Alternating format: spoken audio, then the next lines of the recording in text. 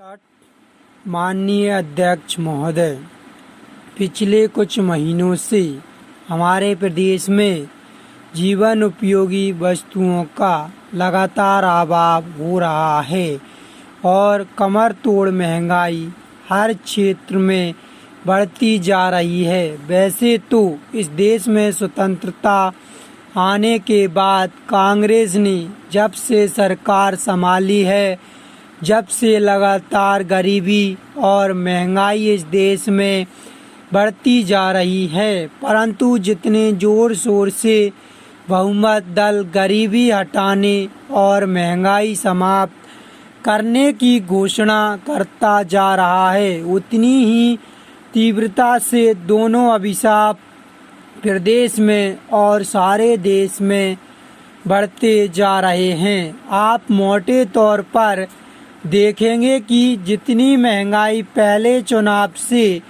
लेकर 1967 तक बढ़ी, उतनी 1967 से 1972 के बीच 5 वर्ष में कार्यकाल से बढ़ गई है और जितनी इस बीच बढ़ी उतनी महंगाई प्रधानमंत्री श्रीमती इंदिरा गांधी के गरीबी हटाने के नारा देने के बाद 1 साल में बढ़ गई है। अगर मध्य प्रदेश के संदर्भ में देखा जाए तो माननीय जी ने दिल्ली से इस प्रदेश की धरती पर पदार्पण किया और उन्होंने कहा कि मुझे दिल्ली हाई कमान ने यहाँ इसलिए भेजा है कि मैं इस प्रदेश की महंगाई को कम करूँगा और बेरोजगारी हटाऊँगा।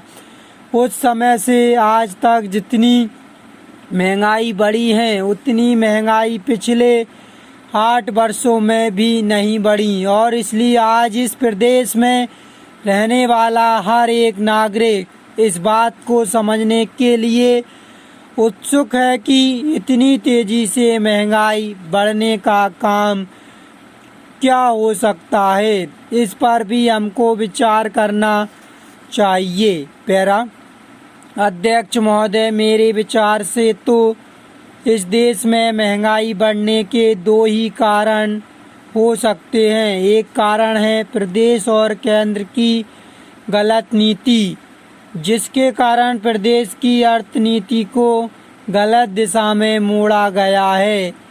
बिना सोचे विचारे हमारे देश की अर्थनीति का निर्धारण किया गया और उसके साथ ही साथ नियोजन के नाम पर इस देश में प्राथमिकता पर बिना विचार किए हुए विदेशों को अंधाधुंध नकल करके कर्जे लिए जा रहे हैं। शायद संसार का कोई ऐसा देश नहीं बचा जिसके सामने हमने भीख का कटोरा नहीं रखा हो।